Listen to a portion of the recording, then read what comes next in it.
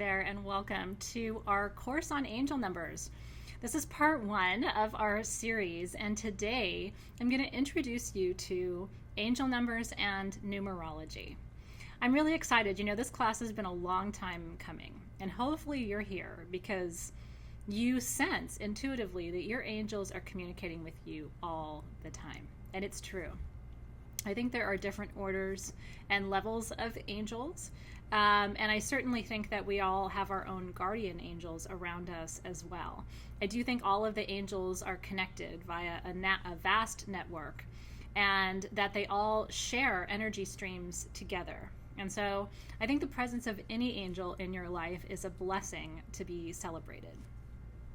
I do think that a lot of you are coming to understand on a deeper level now, maybe than ever before, that the universe communicates in mysterious ways. And then I would also say it communicates in some very mundane ways too. I believe numbers are codes. I really do. I think your name is a code. If you think about it, you can break your name down into a code. The letters in your name are a code. I think your house number is a code that predicts what kind of experience you're going to have living in your home. And I'm going to talk to you in this class, this first class, about numerology and angel numbers, the significance of the single digits and the significance of the sequences. And I want you to see today, right now, how this can apply to almost everything in your life. You can really start to see everything in your life as a subtle code. And so numbers for sure are codes. The numbers of sides of the sacred geometric shapes are all significant. And certain numbers are more powerful than others, truly. Master numbers, 11, 22, 33, those are considered the most powerful numbers in the universe. They're aligned with ascended master energy. We'll talk about that today as well.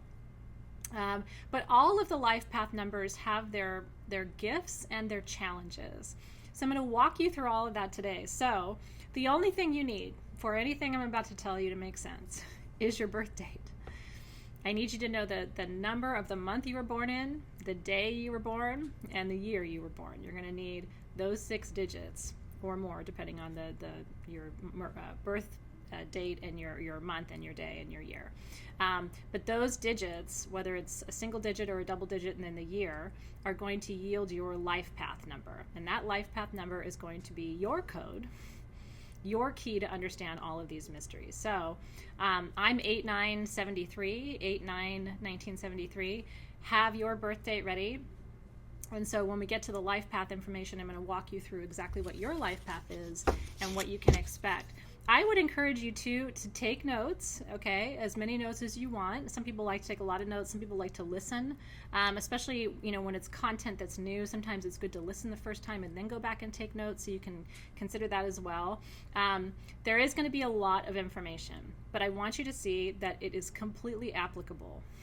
And again, not just for you, but for your partner, your children, your friends, your sisters, brothers, parents.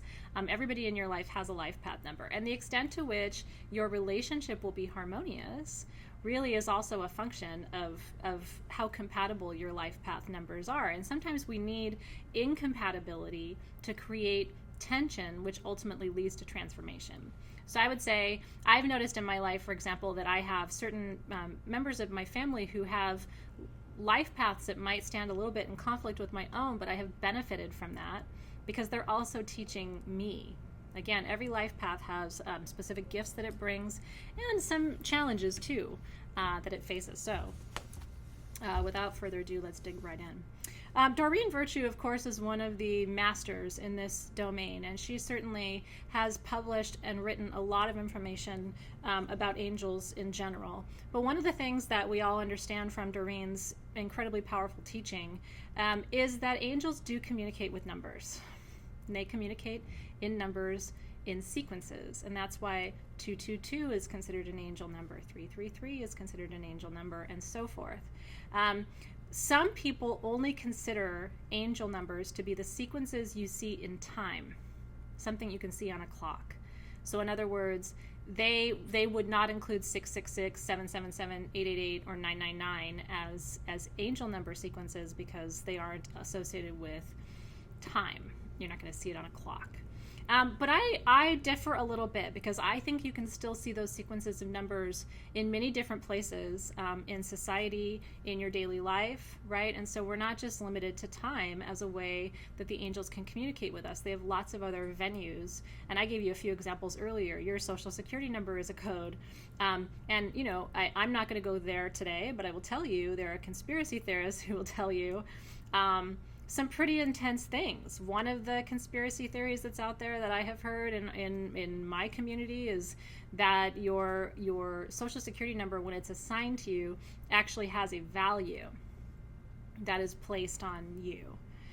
By whom? I don't know. That's where these conspiracy theories get kind of crazy. Your telephone number, some people believe, is a code. And so your angels have lots of ways. Like I said, every day in front of you when you're driving, you have people's license plate numbers or bumper stickers, or songs sometimes will have numbers associated with them. So there's a lot of different ways that they can communicate with you. The most important thing when we're talking about angelic communication is just appreciating subtlety, right? Like your angels are not going to knock on your door and say, excuse me, it's Archangel Uriel over here, do you have a minute? They communicate in really subtle ways. And it isn't just numbers. We're talking about numbers in this video because that's really the focus of the work that we're doing here. But I will tell you, found feathers are a really beautiful, frequent sign that your angels are surrounding you. A little tap on the shoulder sometimes. Have you ever felt that? Or like it's almost like a flutter in your peripheral vision, like a wisp of something passes by. I think those are your angels too. And so I think it's partly about being open to the idea that they can communicate with us in different ways. And because numbers have energetic frequencies, right? Like all of the musical notes in the scale have a hertz, a cycles per second measurement that's associated with them. And so they all have numbers, right? Music is recorded, and music has numbers. Music is nothing but code and numbers really translated into sound. And so you're working with numbers even when you're working without numbers. And that's the other really interesting thing about how angels communicate with you. Okay. So the first place you want to begin is with the single digits before we even talk about number sequences, okay? Again, do angels communicate with just a single number? Usually not. Usually they don't give you a 1, they give you an 1111. Usually they don't give you a 2, they give you a 222, right? They wake you up at 2:22 every morning. For me, for a long time, it was 3:33 every morning, and then it was 4:44 every morning, right? Again, if this is happening to you and you're nodding, let me just say you're in the right place. I think you're going to really enjoy the next hour we have together.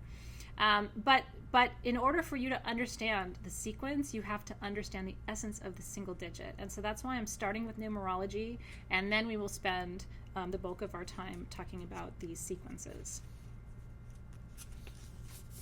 Just going through my notes to see if there's anything else I wanted to share with you.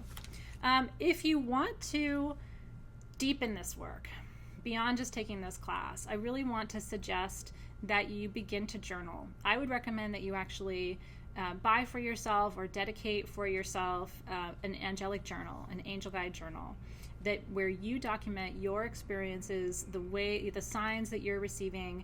You will be so glad you did, because if you continue to document what you're seeing, what you're experiencing over weeks and months and then years, eventually you will look back, right? You probably can't remember now some of the subtleties in the development of your communication with your angels now, but if you had documented it in writing, you would. And you'd be able to go back now and say, oh, now I can see that that was also a sign from my angels. So one of the main questions that I would recommend that you ask right now, especially if you want to invite deeper contact with your angels, is, and you can journal about this or just quietly close your eyes right now and just think about it in your own mind. Where in your life do you really need support right now? That's what the angels are here for. The angels are here almost as intermediaries, right, between us and Source. They're here, while we can't see them, most of us can't see them, we certainly do feel them. And there have been times when I've been working with clients who were ill where I could feel a legion of angels around them. I didn't have to see it. You can feel angelic presence. And so I would ask yourself that, even as we go into this session, take a deep breath, exhale, And ask yourself, where do I need support right now? If the angels are ready to speak with me in a louder, way, if they're ready to be more vocal with me, more communicative with me, more demonstrative with me, where could I really use that support? As with all of my online offerings, I don't really believe in coincidences. I think the timing of this offering is divine. I think it really has come as a request from our community to teach about angel numbers. So I'm doing this really for you. And I think part of it is the angels are communicating more now than they ever have before. The question is, are we able to translate? And then I also think the last thing I wanted to tell you before we really begin is I want you to open your mind a little bit to really thinking about communication differently. It's very 3D. It's very muggle, to use that word, to expect that your angels would communicate with you the same way I would, right? I am not an angel, right? Neither are you right now. And so it wouldn't make sense for them to be as direct or as blatant or as 3D in their forms of communication as you and I are. It just, we can't have that expectation. We have to understand that spirit communicates differently. You also have to understand that spirit communicates and works and operates in a time outside of time, right? In a space outside of space.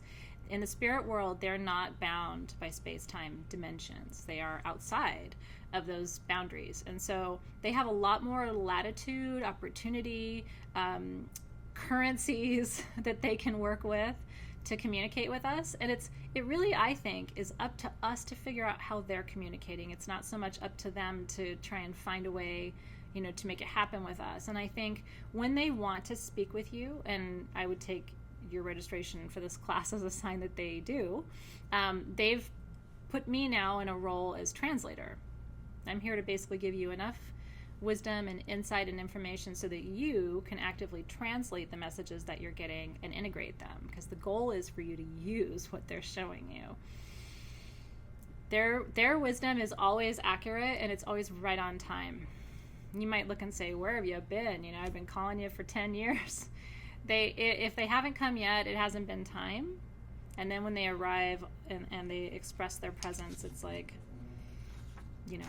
it's as if it was happening exactly as it was meant to all the time. Okay. Now, Nikola Tesla, who is a very famous physicist, I'm sure you've heard of Tesla, of course, right? Really felt that numbers were the biggest magic in the universe. He felt the most powerful numbers in the universe were 3, 6, and 9. And indeed, most mathematical systems are based on those numbers, including our system of time. And so they are powerful numbers. But I want to encourage you to think about the fact that every single number has its own unique frequency. And so, that those numbers may not be your life path. They're not my life path numbers either. But I think it's good to note how you experience numbers. Maybe in that angel journal you're going to keep, because I'm trying to get you to keep a journal, maybe you're going to write down all the numbers 1 through 9. You could even just do it right now while you're taking notes listening to me. And then just give a word or two after each one of the numbers to describe, how does it make you feel? When we drop in, and maybe it'd be better for you to even write down some of your feelings as I describe some of the life path numbers to you, because you'll probably have a deeper connection to them once you hear more about them. Okay, so let us dive right in.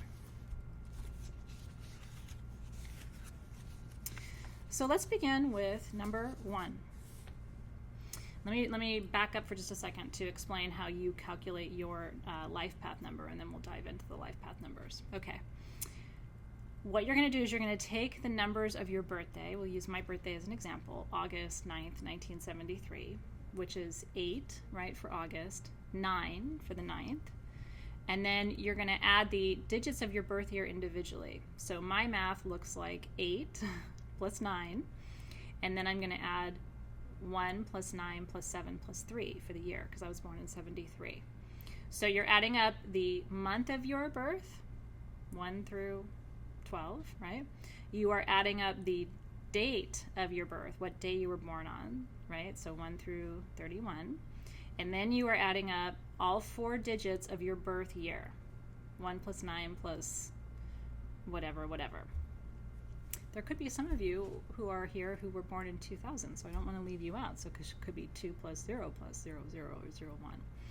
And so once you add all of those numbers up, 8 plus 9 plus 1 plus 9 plus 7 plus 3, you want to reduce that number down to a single digit, okay? And so what you do is when you reduce it down to a double digit number, then you're going to add those two numbers together again, and then it'll reduce down to a single digit. For me, it reduces to 37, and so I add 3 and 7, and then that reduces to 10, but you can't really reduce 10, right? And so that's why those who have a 1 life path also have a 10 life path. We're called the 110. Does that make sense?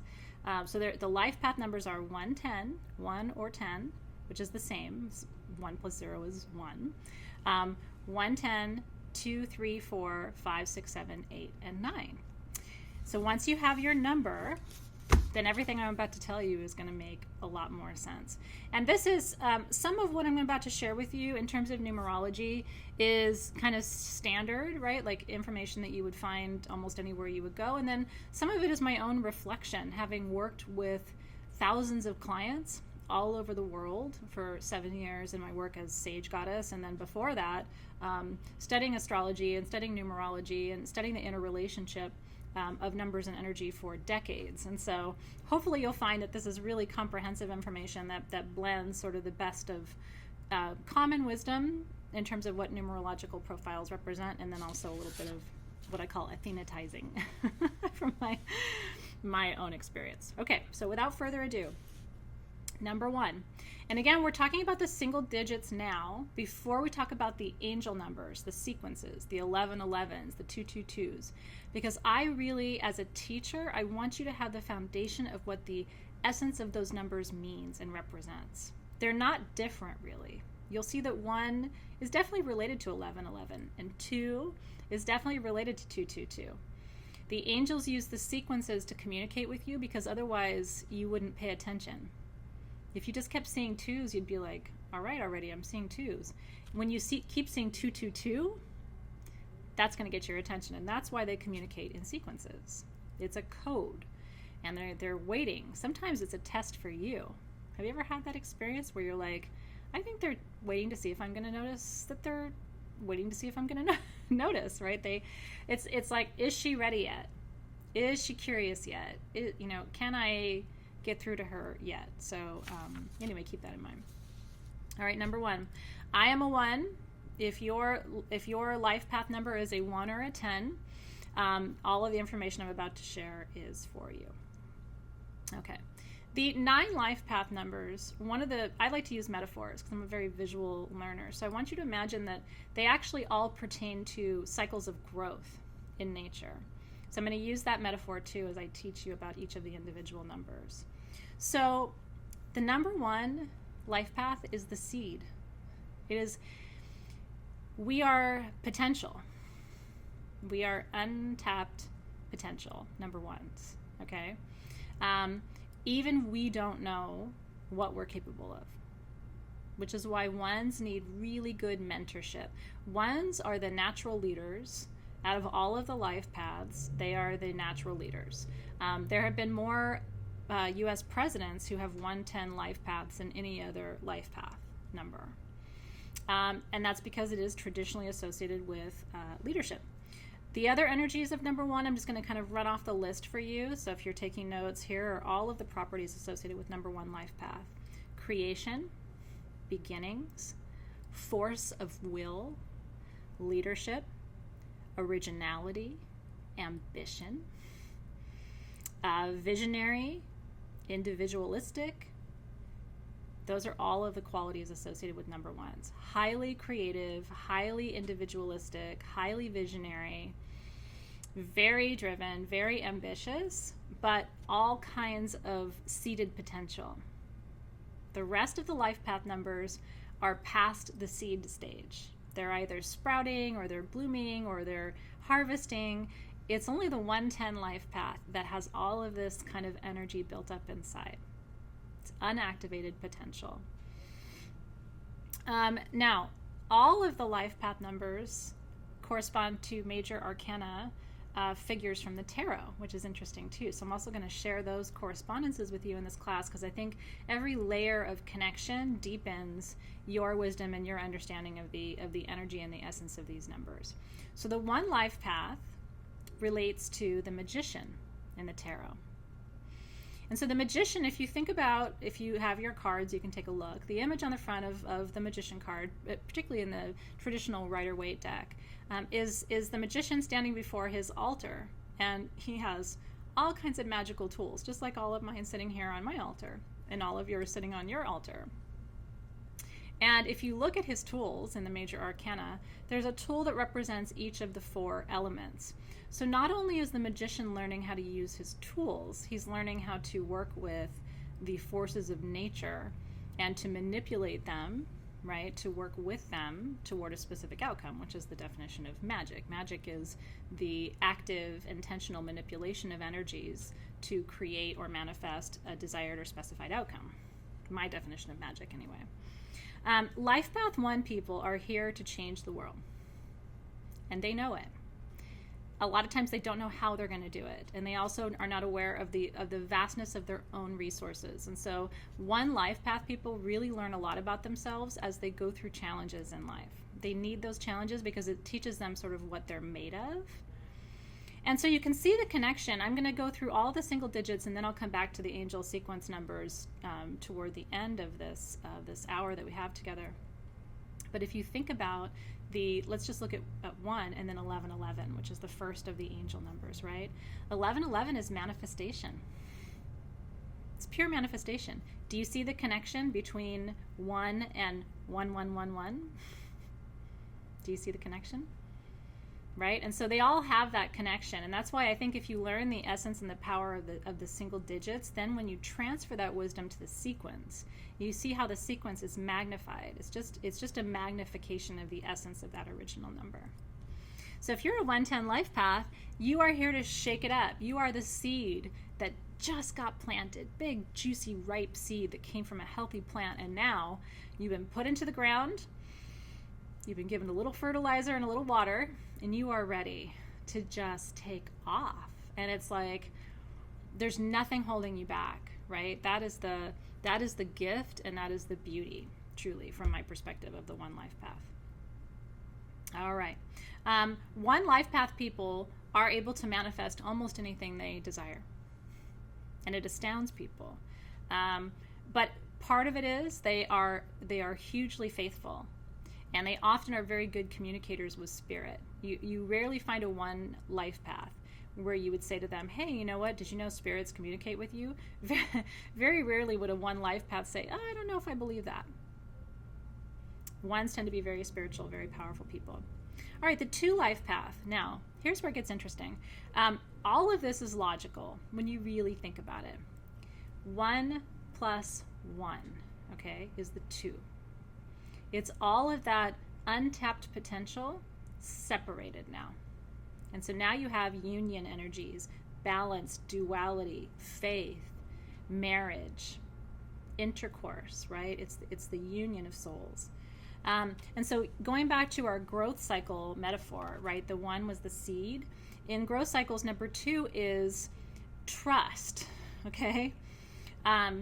Number 2, the 2 life path in nature's metaphor is the waiting period between the time you plant the seed and the time the sprout emerges. Do you know what I'm talking about? If I'm a big gardener, so, and my forefathers were farmers, so these metaphors are always really alive for me. But if you love to watch things grow, then you know exactly what I'm talking about. You have planted a seed and then stepped back, and you've said, okay, I put the best soil I've got, I put the best fertilizer I've got, I picked the juiciest seed, and now I'm just going to send this sweet energy and set an intention for its growth, and now I'm going to wait and have faith that I've done everything I needed to do to make sure that this little seed had its fullest potential, ready to be activated. And so number 2 people tend to be very faithful. They tend to be optimistic. They tend to look for signs of life. They're some of the more tender people in the world because they understand the importance of union. They don't like to be alone. Number two, people don't want to be alone. And in fact, oftentimes they marry young and stay married for life. They really are people who understand that importance of that partnership. Interestingly, in the major arcana of the tarot, if you think about it, the number two is the High Priestess. Now she's sitting in between the two pillars of wisdom, right? Because the High Priestess is simply a manifestation of that energy of duality. She understands that there is both light and shadow. She understands that there is both good and evil, and that really all energy is neutral until it's placed in the hands of the one who will wield it, right? And so I love this idea of the High Priestess as sort of the queen of duality, and she sits there between yes and no, between light and dark, between good and evil, between above and below, right? And that's what the two life path represents. Life path 2 people are here to love. They're going to find a partner. They're going to nurture some really close, intimate friendships as well. But here's my favorite thing about number 2 life path people. You ready? They have that balance of divine feminine and divine masculine energies on lock. You don't have to teach a number 2 about how to, work the masculine with the feminine, or you're too yin, you got to be more yang. That is just so intuitive for them because they have that balance already integrated within them. And so partly they're here as teachers, like, okay, how the hell do we do that? They've got it figured out.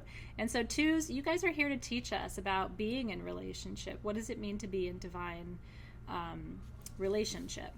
And so how do we get closer to that ideal? Now, again, I'll come back to the angel numbers at the end, but it won't surprise you that 222, when you see that number, is sacred union. It is 222 is the most direct sign that your angels want to be in relationship with you. 1000% done deal if you're seeing 222 or 22. 22 is called a master number. The master numbers are 11, 22, and 33. We'll talk about those too.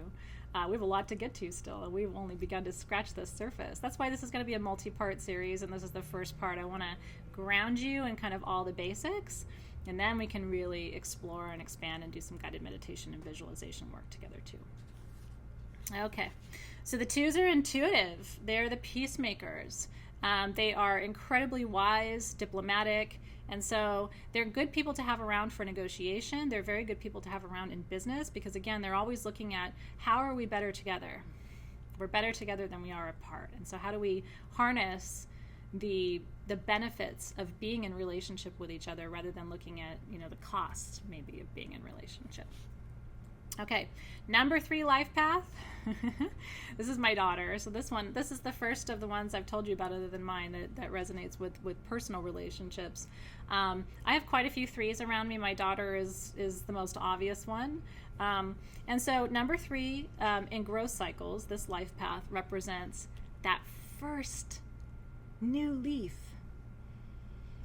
Have you ever had that moment where you planted something and it's like, as soon as you see that leaf, that plant has roots. You've done it. Like, you got it to root. You got it to whatever needed to happen, whatever process of it acclimating itself, that plant is now there. And it's ready to grow. It's ready to bloom. It's going to become for you. And what that is proof that your faith was well placed. That's what 3 people represent to me. They are proof that faith in the divine is well placed. It's kind of an interesting way of thinking about it. So some of the keywords for 3 life path people: fertility, because that new growth, that new life is coming. They're all about life and vitality. It's funny, my daughter's name is Zoe, which means life in Greek. Think of zoology, right, which comes from the Greek word zoe, or zoe, which means life.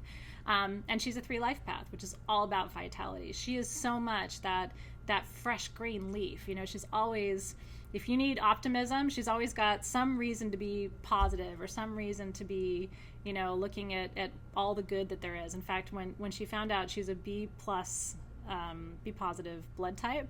And even then she was like, see, even my blood is positive. It's like 3 life path people just have that. And that's not natural to me. I'm a natural born leader as a 110, but I'm not a natural born optimist. Sometimes I have to train myself to always be looking for the good. So part of what we do with 3 people is we kind of hoard them because they're constantly showing you how good things are. And so if you're somebody who looks at the glass and sees that it's half empty, a 3 is going to shake you a little bit and say, no, that glass is half full. And I'm going to show you how awesome what's in that glass really is. In the major arcana of the tarot, won't surprise you, 3 is the Empress, right? The figure in the Rider-Waite, right? She's sitting back on her chair. She's got her long flowing velvet gown. The chair is very luxurious. She's got, the sun and just all of that beautiful, vibrant, pregnant energy of that Empress card. And that's what the 3 life path is. They're here to teach you that life is sweet and it's good and it's cozy and it's warm and it's sensual, and you should come taste of the fruits of pleasure. Those are the 3 life path people. So they're here to bring new life, new vitality, and their gifts are passion and enthusiasm. They will teach you to see that there's always, instead of just saying there are 2 sides to every story, the 3 life path is going to show you that there's 2 sides to every story, and then there is the optimistic view. Almost the 3rd side is the way I would describe it. Now, when we look at the angel number 333, now it'll be really interesting for you to know that that is about triangulation. Think about the Holy Trinity, right? God the Father, God the Son, God the Holy Spirit, right? Maiden, Mother, Crone. That there aren't just 2 sides. There isn't just a duality. There is always a 3rd space, as we call it, right? There's space outside of space. There's time outside of time. And so when you see 333, it means a lot of different things. And we'll talk about that in just a few minutes when we get to this angel number specifically. It is a number associated with Christ consciousness, and that's because that Trinity essence, that Trinity energy, what that number represents to you is that your angels are there and they're trying to nudge you to see that the situation that's troubling you or concerning you is perhaps more complex than you realize, and that there are many ways to approach a challenge or a situation in order to create the best possible outcome. It's also a reminder that Christ or Christ consciousness, whatever you're more comfortable with, is present for you. And so that grace, that divinity, that compassion is being activated in your life. Okay, number 4, life path. We love our 4s. Think about a really strong table, right? A really sturdy, strong table. How many strong legs does that really sturdy, strong table have? Usually it has 4, right? The 4 in tarot is always a sign of stability. Equally distributed weight is what we think about with the number 4. So the key words here for 4 are solid foundation, stability, strength, and diligence. And in the growth cycles, one of the things the number 4 represents is, okay, so now you've got some new growth that's happening, right? Sending love to the siren. We always send love when there's a siren that passes by at Sage Goddess to help guide it on its way safely. Okay, so if you want to, when you've got that new growth on the plant, right? You've got that green leaf that tells you, okay, this plant is rooted. I've got some roots going. It's going to be strong. It's going to make it. What do? You then look and say, what does it need? Don't you? Does it need more room to grow? Does it need to be staked? Does it need better fertilizer? Does it have enough water? You start looking and saying, okay, what kind of resources am I going to need to really build a strong foundation for this plant? Because now that I know it's going to make it, I'm going to invest in it. That's exactly the energy of 4, okay? It's about investing in the process so that the outcome is guaranteed to be successful. Number 4, life path 4 people, dependable, incredibly detail-oriented. By the way, this is not me or anyone I know. I know very few 4s. I think I have one person who's close to me who's a 4, and honestly, this is her. Predictable, problem solvers, extremely trustworthy, but likely to worry. Because 4 people are so diligent and so committed to crossing all their T's and dotting all of their I's, that they're going to stay up at night. Did I do this? Did I check that? Oh gosh, I just thought about this other thing. I should probably go back and look at that again. Those are the 4 life path people, and God bless them because The rest of us who are not are like, could I get a 4? I just need like a 4 to help me right now. Right now, half the time I don't even know what time it is. But that's not, you know what I mean? Each one of the life paths has its wheelhouse, if you will, like its areas of strength and expertise where it shines. And certainly for 4, that's it. In the major arcana of the tarot, the 4 is the Emperor. No surprise, right? Strong figure of consistency, strength, and power. One who is very aware of what he seeks to create, and one who has intense amounts of control, perceived or real, over his environment and the people in his environment. And so that is the life path 4. Okay, life path 5. I hope you're having fun with this. And I hope you're starting to look at the people in your life and at yourself too and say, you know, I'm a 4 and then my partner is a 2. And so how does that, and we can even talk about, especially as the class launches and you guys start to come up with questions, maybe some fun dating advice for the different life path numbers or compatibility among and between them would be a fun kind of thing for me to include in part 2. So as you go through, as I'm going to ask for your feedback, think about maybe some additional questions that you would have loved to have had answered in this session, and I'll do my best to incorporate all that content for you in the next go round too. Okay, number 5, I'm married to a 5. I have dated a lot of 5s. I don't know why. The 5 life path seems to find me. It is not an easy life path. The 5 life path is the only one that I would say it's not a bad life path, but it isn't an unencumbered one. Okay, this is people who have a 5 life path are almost always in a place of change. It's almost like the only thing you can guarantee a 5 is that things are going to change.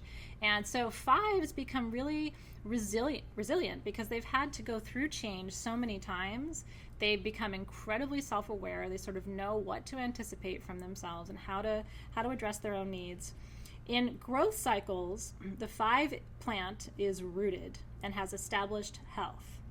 The only thing you need to do in growth cycles with a 5 is plan for growth. Plan for change, which is what the 5s do. Now, the 5s can drive you nuts, right? My husband does this to me all the time because they're all about the contingency plan. Because 5s have learned that very little ever really goes according to plan. And so if things are going to change, the 5 really wants to understand what that change might look like and how to anticipate it. So I don't know if you're a 5 or if you know anybody who's a 5 and this resonates with you, they are constantly anticipating. It's like they'll think through the 10 possible outcomes of a situation and then all of the possible outcomes of the outcomes and then think something almost to death, right? And so that is the challenge, I think, of a 5 life path is they sometimes can manifest the thing that they're trying to avoid. Sometimes. Now, 5s tend to be prosperous, and I'll tell you why. And it's because they plan, they anticipate, right? And they work extremely hard and diligently toward whatever that plan is. And so because they are so hardworking, some of the keywords for number 5 life path, they're restless. Because again, they're anticipating, thinking. And so a lot of times they can manifest what they fear, but they can also manifest what they desire. Because their energy is so focused on what they're trying to create. They're innovative, they're dynamic, they're charming. They tend to be very persuasive, and they tend to be really, really smart too. Think about some of the smartest people in your life. For me, certainly this is the case. They're the ones who are very circumspect. They're always thinking, they're always looking, they're always anticipating, and as you do that, like I said, you can end up manifesting too. Now, when it comes to angel numbers, and we'll talk more about this in a few minutes, the 5 is all about, think of the shape of the pentacle or the pentagram, right? It's the 4 elements plus spirit. It's the 4 directions plus source. And so it is the complete balance, 5, when it comes to the angel numbers. When you see 555, what the angels are telling you is change is coming, right? Because that's what the 5s are experts at. They're experts at managing and navigating change. Change is coming, but you are well prepared.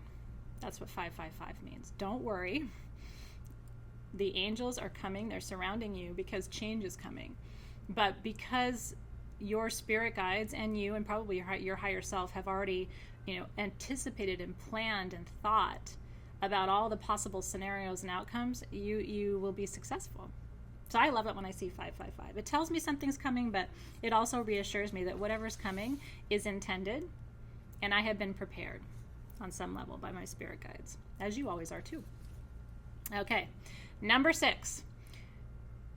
This life path, this is my son. I always say it's the loner life path, but it really isn't so much a loner. This is someone who's introspective. This is the life path of compassion, okay? And it won't surprise you that, and we'll talk about 666 in just a couple of minutes, which, by the way, I do not see as an evil number. I know it has been sort of co-opted and made into a number of the devil and all of these things.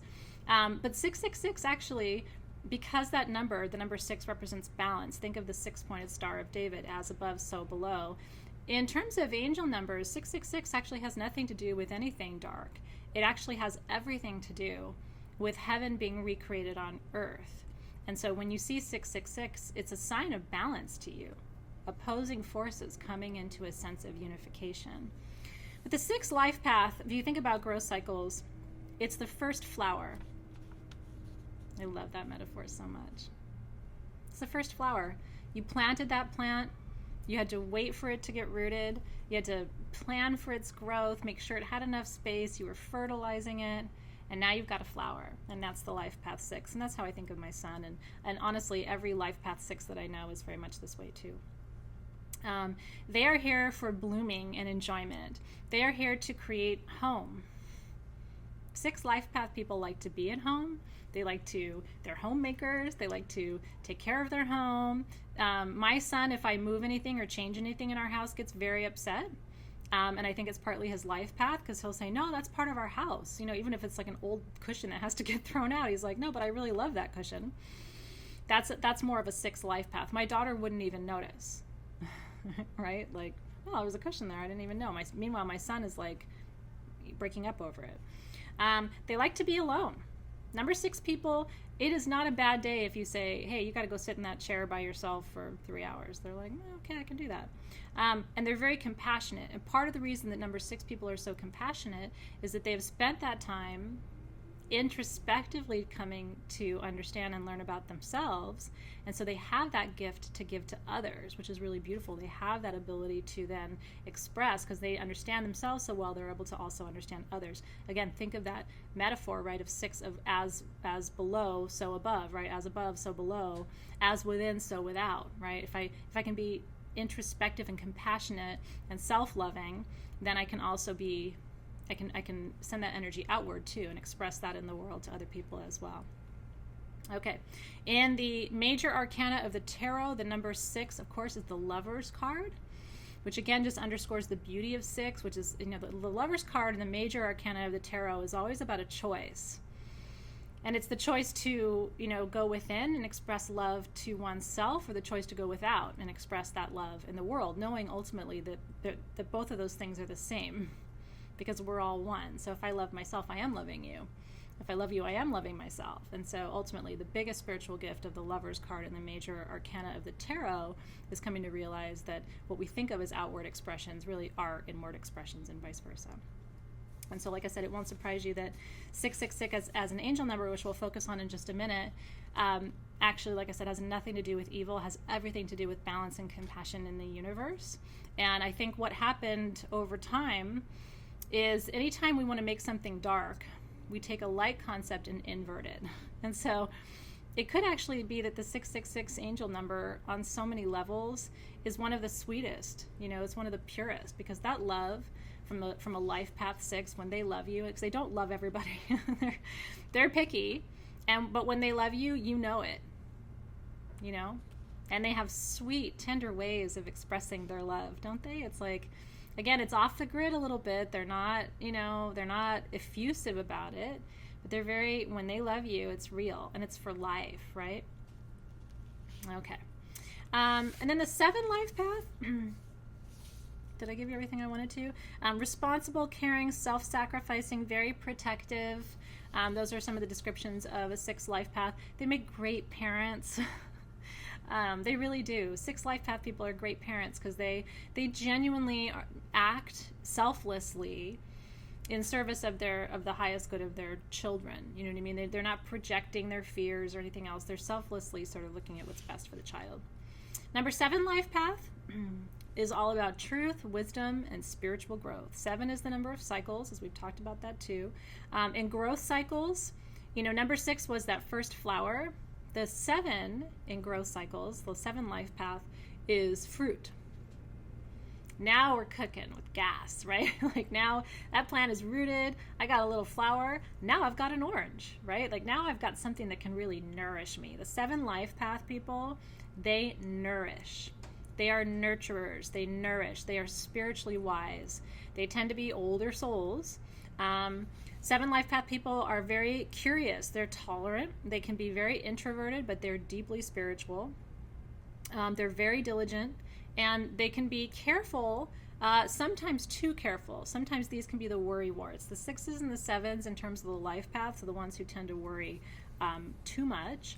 In the major arcana of the tarot, 7 is the Chariot card, which is about progress and movement. Remember, like I said, like I had a flower, now I've got an orange, right? Like we're cooking with gas. So 7 life path people are they're here to facilitate transformation, and they're here to teach people about cycles and keep things moving. 7 life path people get bored. They just do. They're highly intellectually curious people. And so they have to maintain kind of an intense and rigorous, especially if they're interested in something, they will maintain a really rigorous and diligent practice around it because they get bored. When you see 777 as an angel number, that is a sign that you are perfectly positioned on your spiritual path right now. That is a sign that your development is progressing exactly as it should. It's a sign that there could be a new door opening to a new teacher, a new door opening to maybe it's a new part of your practice, or maybe if you're, in metaphysical work, maybe you're supposed to, venture out and consider some new area of exploration or wisdom, maybe you haven't journeyed before, and so you need to explore and push into some new part of your practice, or maybe you need to. I have clients right now who are 7 life paths who are, considering yoga teacher training and other, like developing your repertoire of skills. And so when you see 777, it is, according to most people, a sign that God himself is speaking to you and that you are right where you need to be, but there could be a new door opening for you. And so just be aware, because you are so in the flow. You just produced an orange, right? So 7 people take small progress and make it big. And so when your angels are communicating with you through that number, they're also going big. And you should make a note of that. Okay, are you ready for one of my favorites? 8. The life path number 8, I will tell you. And make sure I told you everything else I wanted to tell you. Yes, with the Chariot. Life path number 8, prosperity. And when you see angel number 888, it is a sign that prosperity, infinite prosperity, is on its way to you now. Your angels of prosperity are surrounding you when you see 888. Infinity, infinity, infinity. So it takes, again, the essence of the 8, which is that infinity. Take your number 8, lay it on its side, and you have that infinite loop of growth, right? Just a nonstop feedback loop of energy. So 8 life path people, authoritative, entrepreneurial, they are believers, right, in infinite possibility. They're another very faithful life path, I would say. They sometimes, because they are so successful, they have to watch out for not being greedy, because they're so good at accumulating that they have to remember to give back. And so one of the main tasks for an 8 life path is to learn to be philanthropic. That just because so much comes your way doesn't mean that you have to keep it all. And that, in fact, one of the things that 8s have to learn, and sometimes they learn it from 7s, is that it feels really good to give. 8s like to accumulate. Sometimes an 8 life path number, by the way, came out of a very sort of a poverty past life before that. And so the coming in as an 8 life path ends up being this way of experiencing more prosperity and abundance. But the risk is not balancing that with some really intentional philanthropy to keep the flow of energy moving towards you. In growth cycles, love this metaphor. This is the big harvest. All your crops successful, all the fruits, all the vegetables, everything grew, everything thrived, was right on time. All your plans, right? Number 5, life path, were successful. You put all your resources in the right places, and so the payoff is now. In the major arcana of the tarot, the 8 life path of the card is the strength card. And if you think about the image on that card, of course, it's the beautiful woman who's taming the lion, right? And she's holding the lion by, around its head, near its mouth.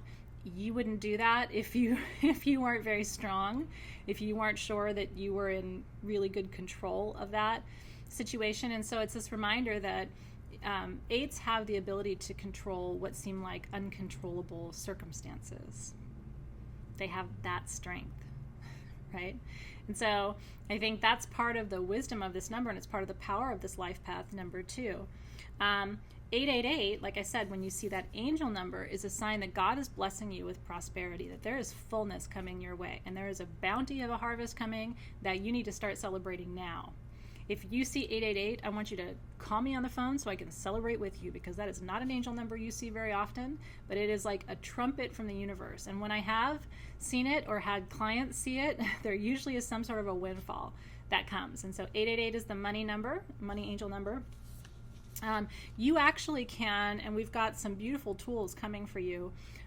You can actually invoke the angels too. So let's say you really wanted to work with your angels around prosperity. You would want to work with your 888 tools, which can be also a message from you to them. Every time you light that candle, you can start to write the number. You can, we'll have beautiful art for you to put around your sacred space. And so you can start to invite the angels and let the communication flow 2 ways as well. Okay, and then the last life path number before we focus solely on the angel numbers, I have so much more to tell you. It's like an endless well of information around the angels, but again, I think this is a common area of interest for all of us. And so I thank you for bringing the idea forward, which led to this experience. And now we'll have this to be able to enrich our conversations. The 9 life path is the final life path number. Remember, it goes to 9, because if you're a 10, you're actually a 1. So it cycles all the way back. So 9 is the highest of the life path numbers. Most people who are on their last lifetime, meaning they're not going to reincarnate one more time, they're ascending, right? So they will go to pure spirit. Those people tend to come in with a 9 life path number. They're hitting the end of their human cycles. In the growth cycle metaphor, the 9 is the withering of the vine. You pulled all those beautiful fruits off those limbs and all those grapes off those vines, and now it's the deep breath of gratitude and release, right? Even nature has to take a break sometimes. And so 9 is that the people I know who are 9s, and I don't know a lot of them, but the ones I do, my brother's a 9, I have some friends who are 9, I've known clients who are 9s, they're like, they embody that breath that I just showed you, that they're not in a hurry to get anywhere. I think partly because they know this is kind of it. I think they tend to enjoy their human experience a little bit more, and it's almost because they're more worldly, or they have a broader perspective. Like, they've seen all the ebb and the flow, and it's almost like they're above some of the ego stuff, I have to say, the 9s. It's like they don't get embroiled or enmeshed as much in the day-to-day kind of BS that the rest of the angel numbers and life path profiles tend to. So their properties they're really good at surrender and release. They embody their wisdom. I like to talk about embodied wisdom. They're humanitarians at heart. These are the people who want to leave this world a better place than they found it. The 9s are dead set on that. In the major arcana of the tarot, one of my favorite cards, I wish it was my personal card because I love it so much, is the Hermit card. When I was a baby tarot reader, honestly, in my teen years, I started reading tarot cards right around 14, 15 when I got my first deck. And I've never stopped working with cards since. But in the early days, you know what I mean, I would pull the Hermit card and I didn't like it because I was like, and it just seems like I'm all alone and I got a lantern and there's nobody around and maybe I'm going someplace scary, like a very sort of a literal interpretation. And what I didn't realize, it took putting some meat on my spiritual bone for me to really understand that being the hermit is an honor. To be the one who goes first. To be the one who will light the way for others. There are so few people who are willing to do that. I am, you are, but a lot of people are not, right? Or they're not equipped to do that because it's really hard to light the way for other people. You got to go first. There may not be anybody there to rescue you.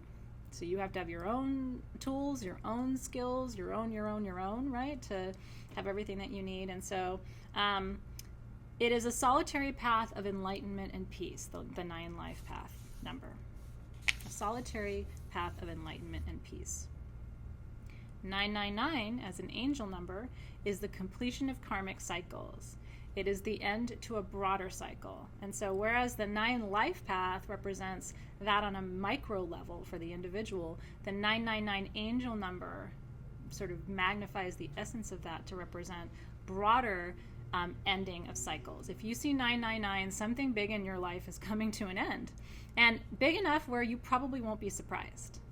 Like a 999 cycle end is usually something that you have seen coming for a while. Maybe it's the end to a career, and usually a 999 cycle ending is also something that you wish for. It's almost like the 999 is it's coming, just hang on, not a, oh gosh, it's not like the Tower card. It's like, hang on, we know that you've been faithful and diligent, and it's all completing in perfect time. Is that. Okay, so I want to go through, spend a few minutes focusing just on the angel numbers with you. And then what I want to do is I want to tell you my top 10 reasons why the angels are communicating with you. So first I want to finish the what. What are they saying with these numbers? And then I want to give you the why. And the why, I think, is almost as important. Because really, in my experience, there are 10 times in your life where you're going to get communicated with by your angels. And so I'll be very curious to hear from you. Are you at one of these phases? Have you been through one of these phases before? To what extent have you seen this cycle unfold in your own life, in your own practice? Okay, so let's go back to 1111. All the way back to the beginning. Now you know all the life path numbers. We talked briefly about the angel numbers. In my experience, 1111 is a number of manifestation. And it's a number, I would say, of almost quantum manifestation, meaning manifestation that has been unfolding for some time now. I think by the time you see 1111, the manifestation is in progress and events are unfolding. Kombucha break. Okay. It is also the number of the twin flame. Let me take a minute to explain what that is. Because it's funny, whenever I talk about twin flames and soulmates, those words are used so much that it's almost like they've lost some of their meaning. And it's too bad because they're such rich topics, right? It's like we should be talking more about twin flames and soulmates. So let me give you my 2-second description, I think, of the difference. And then we'll talk more about 1111 and what it means when you see it relative to twin flame.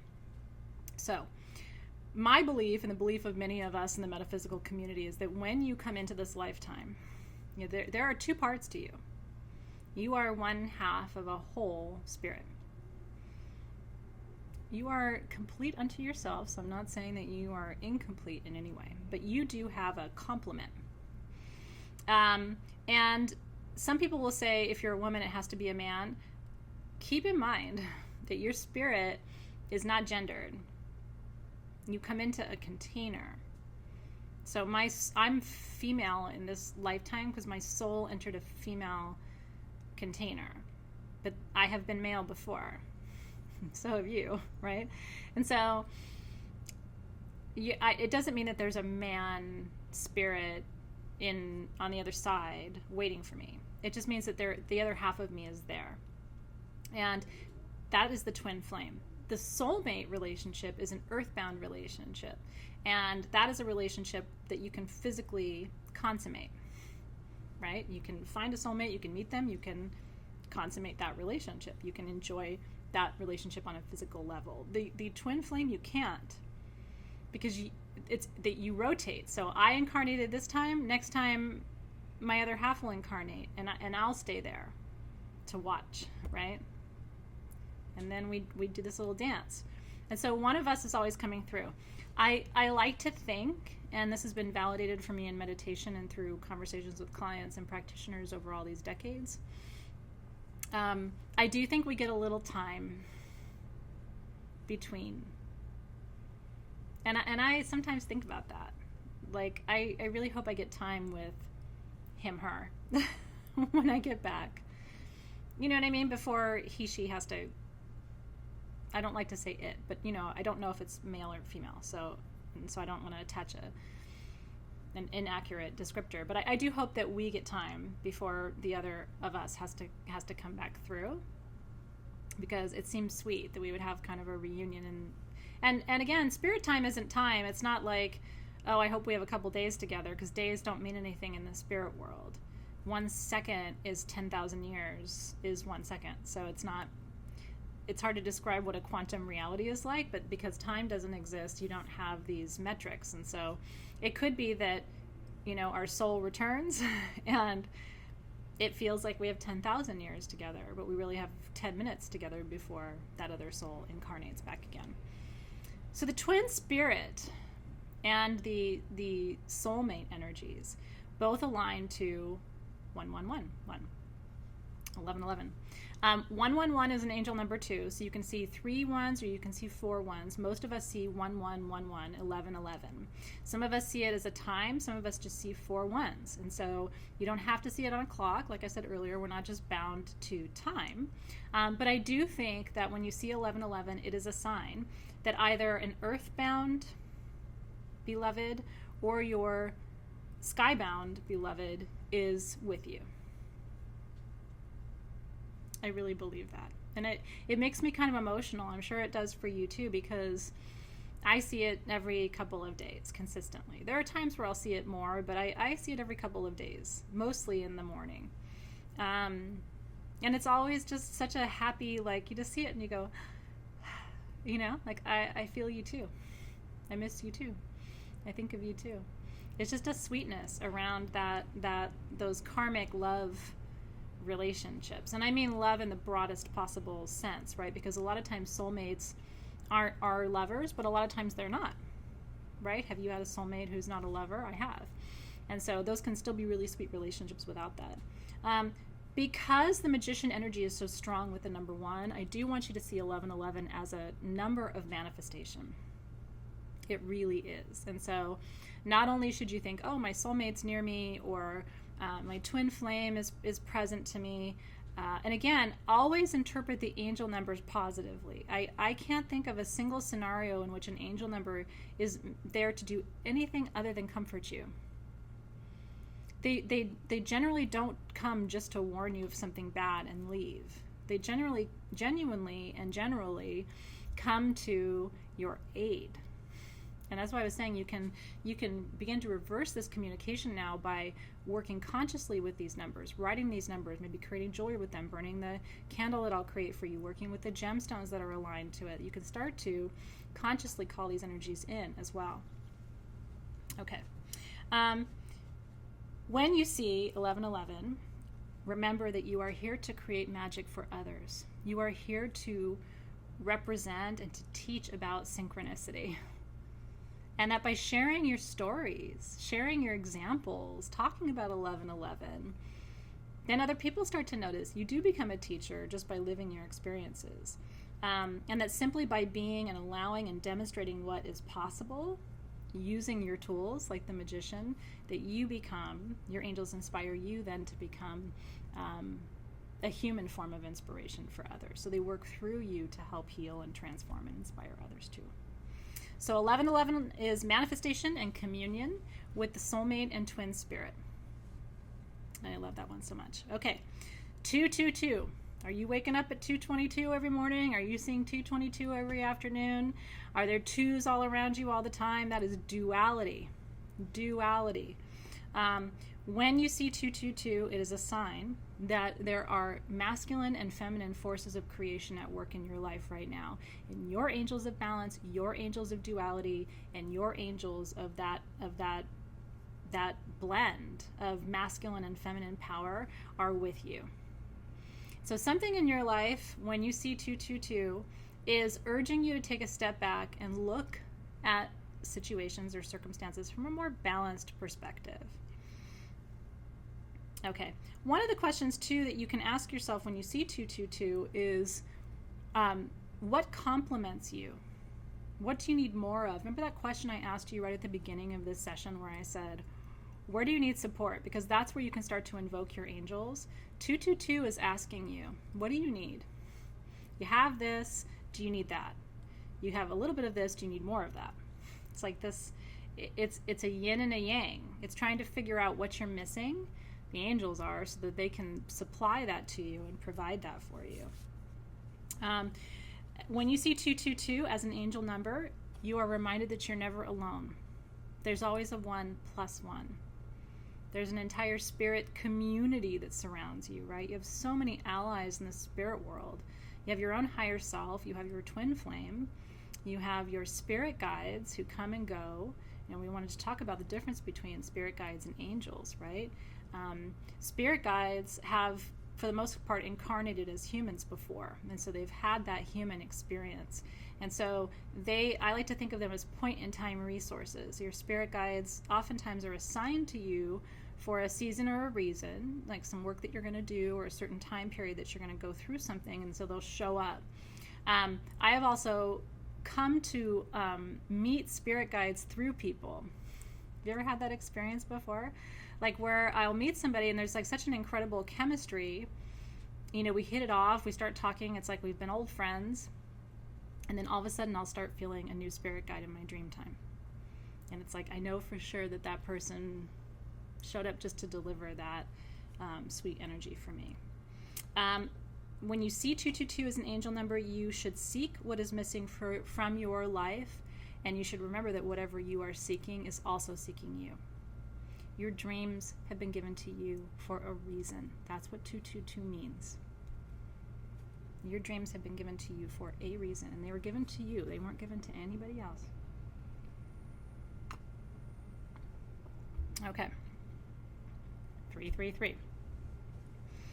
3 is a good one. The Trinity, sacred and holy triangulation. The balance of thought, matter, and source. Isn't that beautiful? I came up with that in meditation, and it's just like that balance of thought, matter, and source. As soon as that came through, I wrote it down because I thought that was so powerful. When 2 become 3, the seed is fertilized and life triumphs over all obstacles. 3 is the Holy Trinity, the union of divine masculine and feminine that results in the creation of life. When you see 333, it is a sign to you that you're capable of overcoming any obstacles in your path. When you see 333, something is going to be removed from your path so that you can proceed. Every time I've seen it, it is an angel number of divine and blessed intervention. They are going to move some puzzle piece out so that you can move whatever you need to move in. You are reminded with 333 that love always prevails. 3 is a number of joy and ease. And you are being invited to cultivate a deeper sense of wonder. And so that is what 333 is. How do you become more wonderful? Remember the 3 life path? Joy, vitality, life, my daughter, just so full of life. Times 3.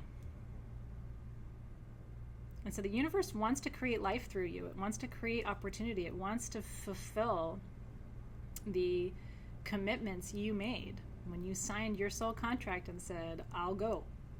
The universe wants to do that.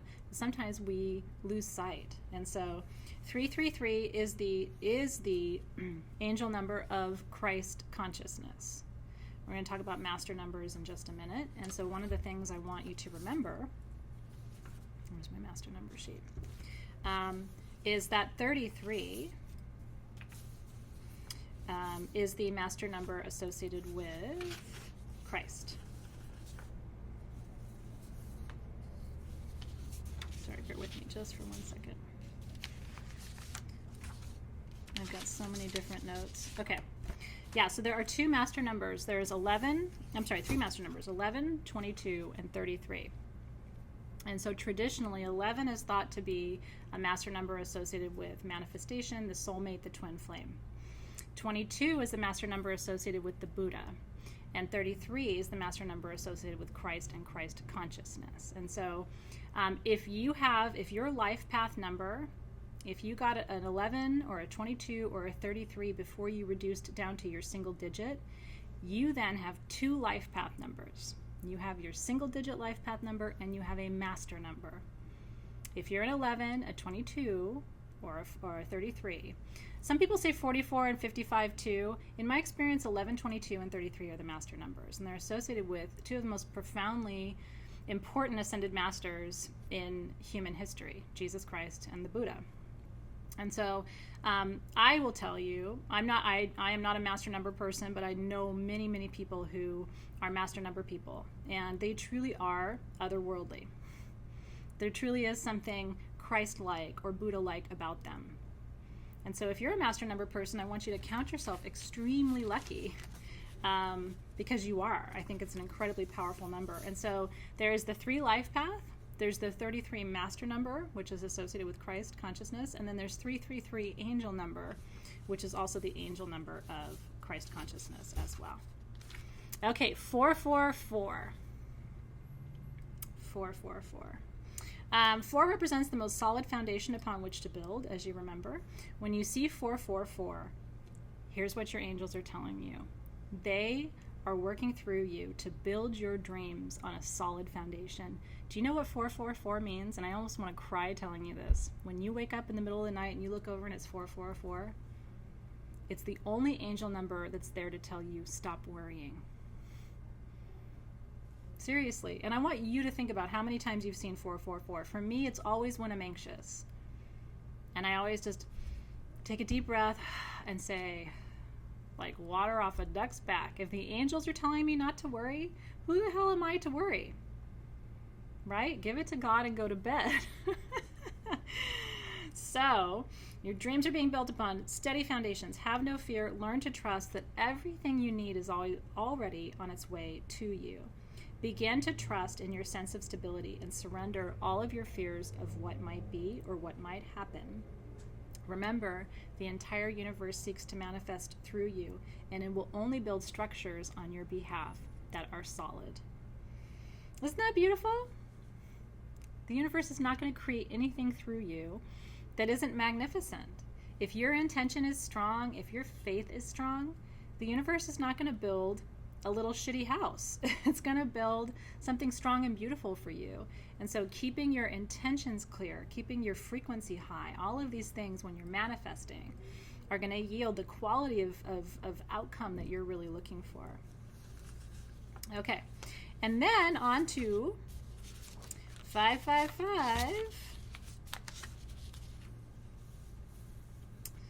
555. Sorry, I'm just putting all my notes back in order.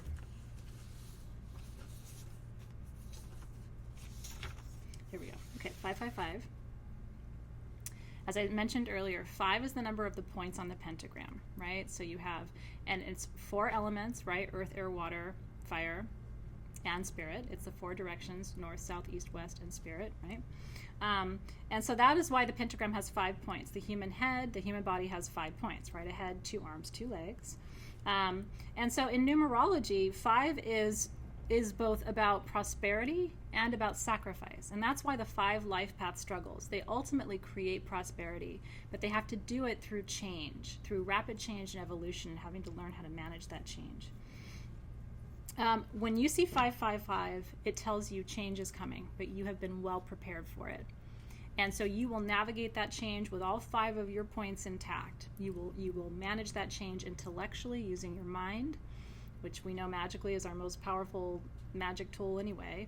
You will work that energy with your hands and your arms, right? You will create, and then you will walk through that challenge with strength using your legs. And so 555 is a message to you from your angels to remember that divine support is already available to you, and that whatever you need as you navigate this change will be provided to you instantly with ease. And so again, it's another one of those relax, you know what I mean? Like, you might be going through big cycles of change, but your angels are right there. And they're going to provide everything that you need. So again, if you wake up at 5:55 and you're looking over at that clock, go back to bed. All of the angel numbers are go back to bed numbers, if you really think about it, because they're all really harbingers, messengers of positivity on every level. Okay, 666, as you know from more of a Christian cosmology, has been associated with the devil and has been associated with evil and darkness. But like I said, the Star of David has 6 points and represents the Hermetic principle of balance, right? As above, so below. And just like those 6 life path people who are on this search for wisdom, right? The search for truth, the search for understanding. When you see 666, that is a sign for you that there is balance in the universe. And so the wisdom that you seek, you are embodying that wisdom. You are the below that reflects the above.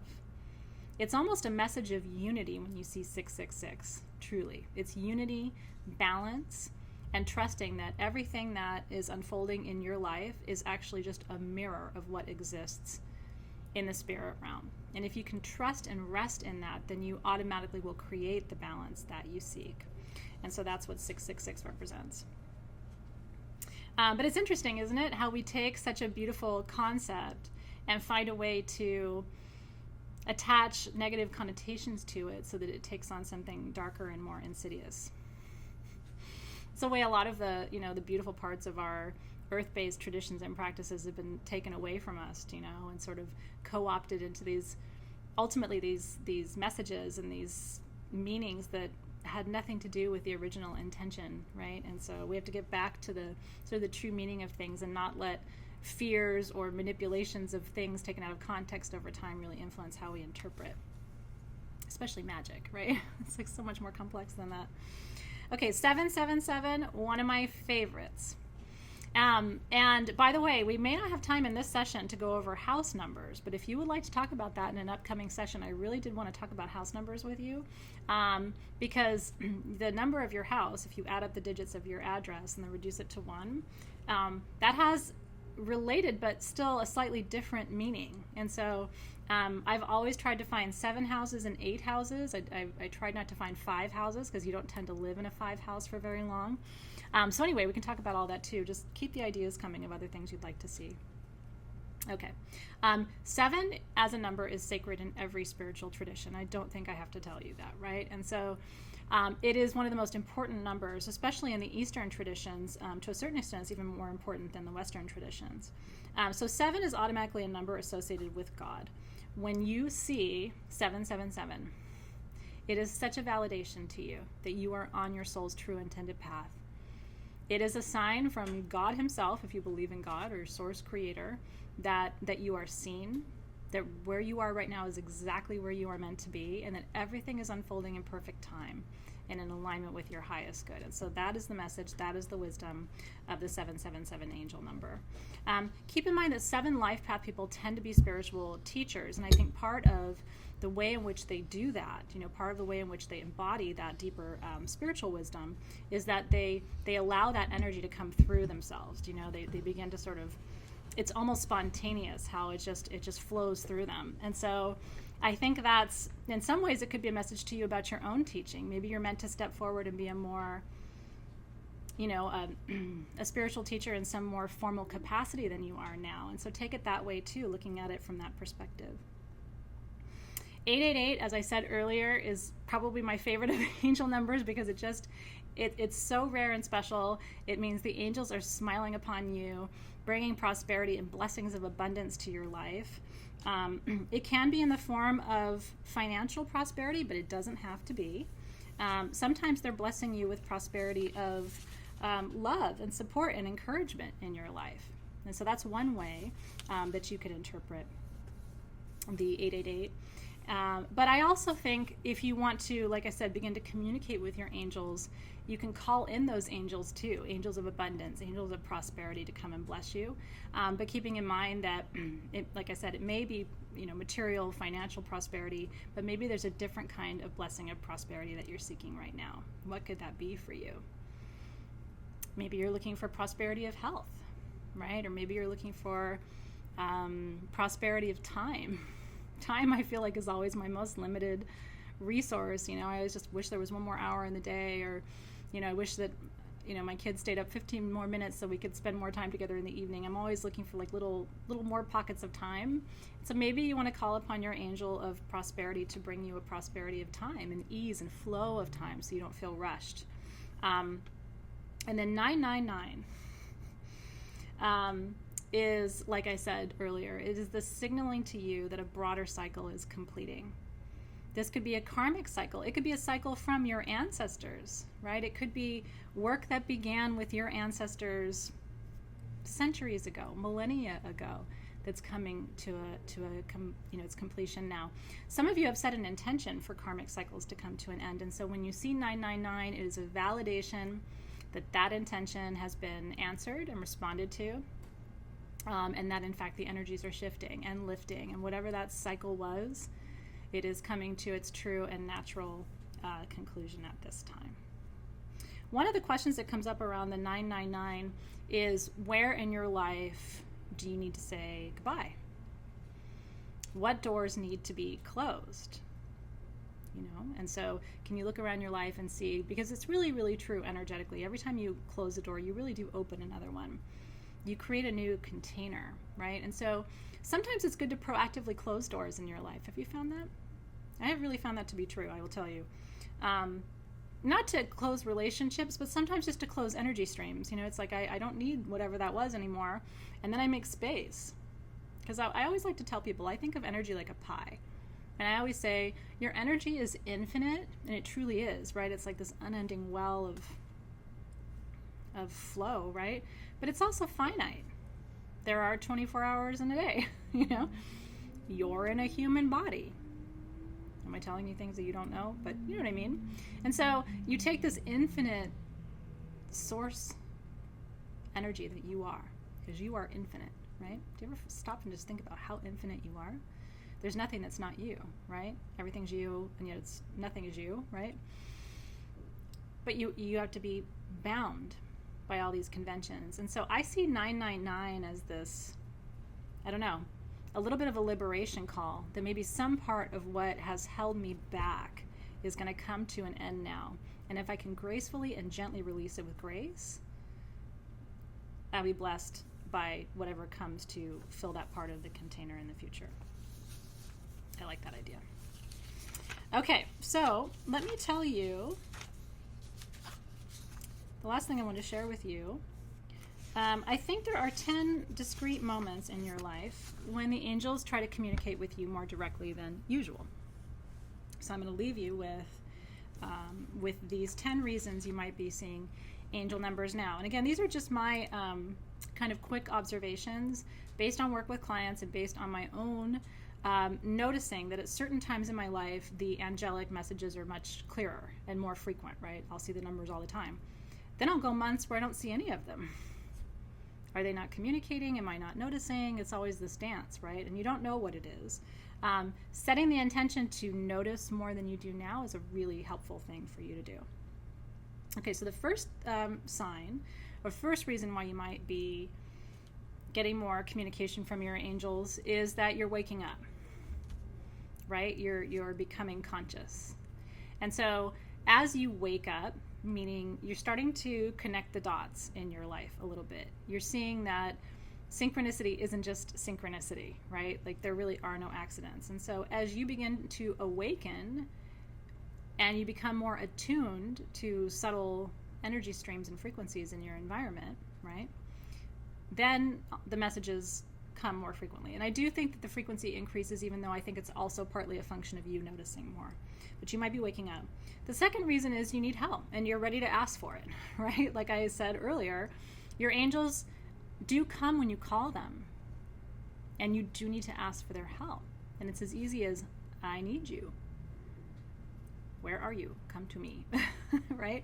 And so you may have asked for help, and that is why they're coming. Some people, in my experience, sounds nuts, but this happens, will ask for help, and then they'll come to me and say, why am I seeing all these numbers?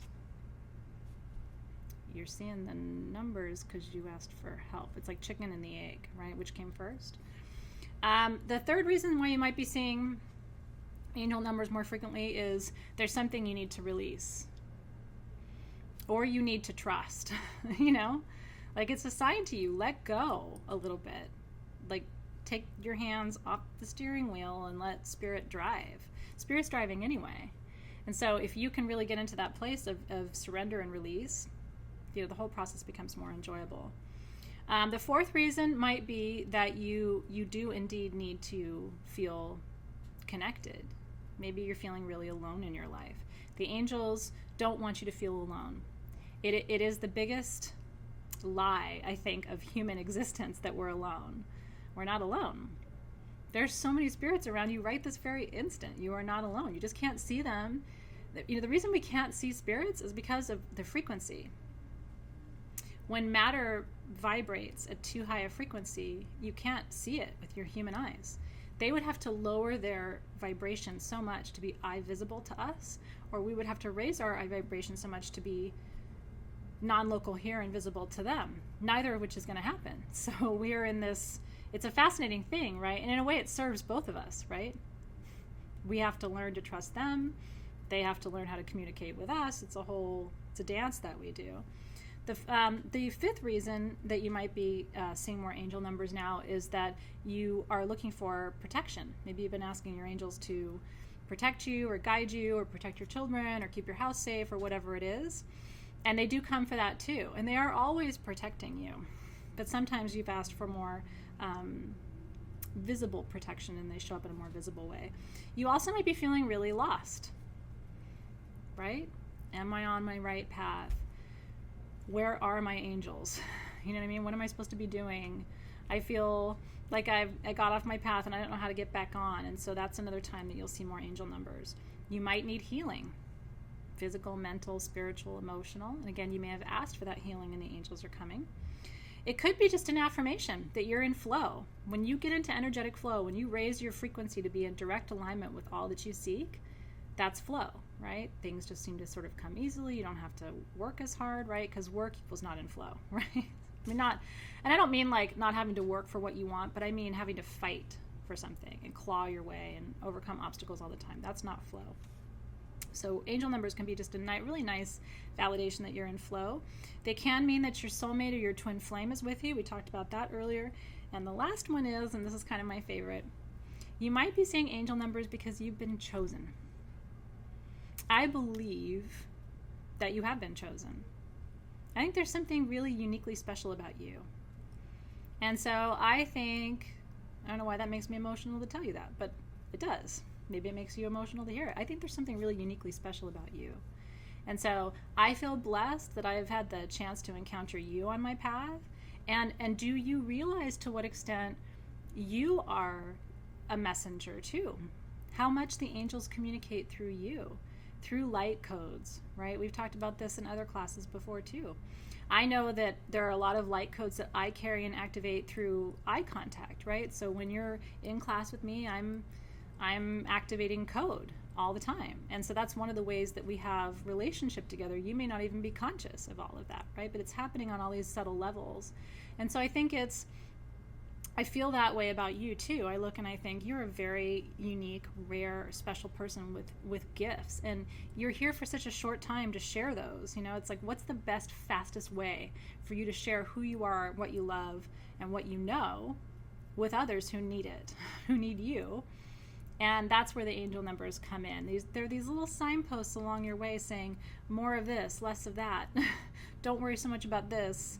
Try to celebrate more of that, right? And it's like, when you look at them as phases of the growth cycles, you can really see how we begin with a seed that ultimately blooms, and then we learn to appreciate the cycle of its growth all over again. It's so good, isn't it? We live in a magical universe. I feel really lucky to be here with you at this time. Namaste. I hope you enjoyed the heck out of this class. I can't wait for your feedback. There's so much more. for us to explore together so much more. We just literally scratched the surface here. So I will look forward to the next installments with you, more on angel numbers, how to communicate with your angels. Like I said, I have a beautiful guided meditation and visualization planned for you. And then we can start to talk about conscious communication with your angels. So there's so much more ahead. I can't wait. But for now, enjoy the rest of your day or your evening, wherever you are. I'll look forward to connecting with you soon. Take care, everybody.